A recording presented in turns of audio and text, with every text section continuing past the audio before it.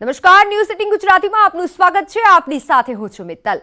સમાચારો પર નજર કરીએ તો સુરતમાં છરીથી હુમલાની ઘટના સીસીટીવીમાં કેદ થઈ છે। વેડ રોડ પર 3 લોકોએ આ હુમલો કર્યો હતો। રોડ પાસે ઉભેલા વ્યક્તિ પર છરીથી હુમલો કરવામાં આવ્યો। જૂની અદાવતમાં હુમલો થયો હોવાની આશંકા છે, જ્યારે ચોક બજાર પોલીસે ફરિયાદ નોંધી તપાસ હાથ ધરી છે। હુમલાના સીસીટીવી ફૂટેજ સામે આવ્યા છે। રોડ પાસે ઉભેલા યુવક પર 3 લોકો હુમલો કરે છે। 3 જેટલા લોકો છરી વડે આ યુવક પર હુમલો કરે છે, જેના સીસીટીવી ફૂટેજ હાલ તો સામે આવ્યા છે। જો કે ચોક બજાર પોલીસે ફરિયાદ નોંધી તપાસ શરૂ કરી છે। દિન દહાડે છરીથી યુવક પર હુમલો કરવામાં આવ્યો છે। રોડ પાસે એક યુવક ઊભો હતો અને તેના પર 3 લોકો ત્રાટકી પડ્યા હતા અને છરીથી હુમલો કર્યો હતો। ત્યારે સુરતથી અમારી સાથે સંવાદદાતા કીર્તેશ ઓનલાઈન પર જોડાઈ ગયા છે। કીર્તેશ, વાત કરીએ સુરતની આ ઘટનાની, જેમાં સીસીટીવી ફૂટેજ સામે આવ્યા છે। હાલ કેવી તપાસ થઈ રહી છે?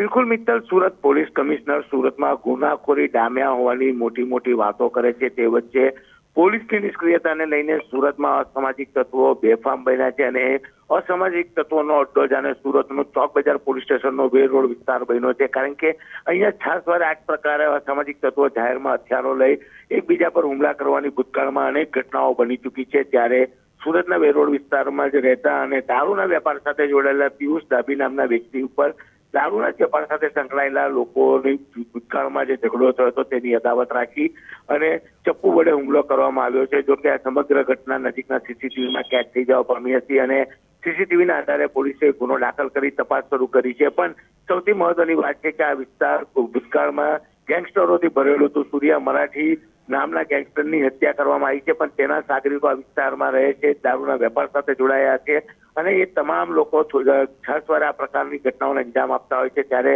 પિયુષ ડાભી પર જે રીતે હુમલો કરવામાં આવ્યો હતો, એટલે કે દારૂના ધંધાની ભૂતકાળમાં થયેલા ઝઘડાની અદાવતમાં હુમલા થયા હોવાનું પોલીસ તપાસમાં સામે આવ્યું છે। પોલીસે આ મામલે ગુનો દાખલ કરી આરોપીઓને પકડી પાડવા માટેના ચક્રો ગતિમાન કર્યા છે। જી કીર્તેશ, આભાર સમગ્ર માહિતી બદલ।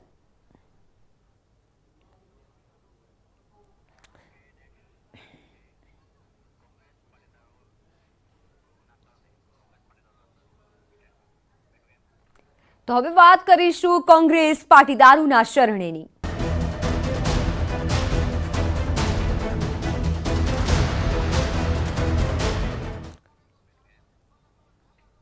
વિધાનસભા ચૂંટણી પહેલા કોંગ્રેસ હિન્દુત્વના એટલે નવરાત્રીમાં માના શરણે પહોંચ્યા કોંગ્રેસના નેતાઓ। પાટીદારોને આકર્ષવા માટે કોંગ્રેસે યોજી યાત્રા।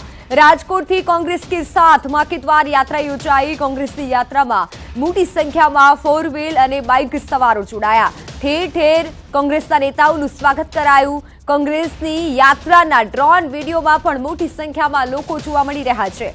રાજકોટના બહુમાળી ભવન ચોકથી યાત્રાનો પ્રારંભ કરવામાં આવ્યો છે, જે યાત્રા ખોડલધામ ગાંઠીલાથી સીધેસર પૂર્ણ થશે। કોંગ્રેસ સાંસદ, ધારાસભ્યો, આગેવાનો આ યાત્રામાં જોડાયા છે, જ્યારે પ્રદેશ કોંગ્રેસ પ્રમુખ જગદીશ ઠાકોર પણ ઉપસ્થિત રહ્યા છે। વિધાનસભા ચૂંટણી જ્યારે નજીક છે, ત્યારે કોંગ્રેસનું અભિયાન કોંગ્રેસ કે સાથ માँ के द्वार આ યાત્રાનો પ્રારંભ કરવામાં આવ્યો છે। પાટીદારોને આકર્ષવા માટે આ યાત્રા યોજવામાં આવી છે। નવરાત્રીમાં માના શરણે હાલ કોંગ્રેસ મોજૂદ છે, યાત્રા કરવામાં આવી રહી છે। સાંસદો, ધારાસભ્યો પણ આ યાત્રામાં જોડાયા છે। વિધાનસભાની ચૂંટણી પહેલા જ કોંગ્રેસ દ્વારા આ યાત્રાનું આયોજન કરવામાં આવ્યું છે। ખાસ કરી પાટીદારોને આકર્ષવા માટે આ યાત્રાનું આયોજન કરવામાં આવ્યું છે, કારણ કે પાટીદારોનું જે પ્રમાણે પ્રભુત્વ છે તેને જ ધ્યાનમાં રાખી અને ચૂંટણી નજીક આવી રહી છે, ત્યારે કોંગ્રેસ હવે સજ્જ થઈ છે અને કોંગ્રેસે આ યાત્રાનું આયોજન કર્યું છે। કોંગ્રેસ કે સાથ ચલો માँ के द्वार નું આ યાત્રાનું જે આયોજન કરવામાં આવ્યું છે। ચૂંટણી પહેલા જ કોંગ્રેસના નેતાઓ ફરી પાટીદારોના શરણે છે અને કોંગ્રેસના નેતાઓએ ખોડલધામ સીધેસર સુધીની યાત્રાનો પ્રારંભ કરાવ્યો છે। યાત્રાની શરૂઆત સમયે કોંગ્રેસ નેતાઓએ ઢોલી પર 500 રૂપિયાની નોટો ઉડાવી હતી।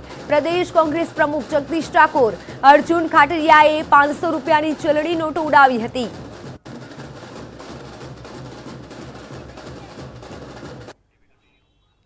કોંગ્રેસની કોંગ્રેસ કે સાથ ચલો માँ के द्वार યાત્રાની શરૂઆત આજે સવારે રાજુલાથી શરૂઆત કરવામાં આવી। રાજુલાના ધારાસભ્ય અને કોંગ્રેસના કાર્યકારી પ્રમુખ અંબરીશ ડેર દ્વારા આયોજિત યાત્રા રાજુલાથી ખાંભા, ચલાળા, બગસરા જેતપર થઈ અને ખોડલધામ પહોંચશે, જેમાં ખોડલધામ ખાતેથી યાત્રામાં ધારાસભ્ય લલિત કગથરા અને ઋત્વિજ મકવાણા સહિતના નેતાઓ પણ જોડાશે। ધારાસભ્ય અમરીશ ડેરે ભાજપ પર આકરા પ્રહાર કર્યા હતા। વિધાનસભા ચૂંટણી પહેલા કોંગ્રેસની મહત્વની યાત્રા પુરવાર થશે।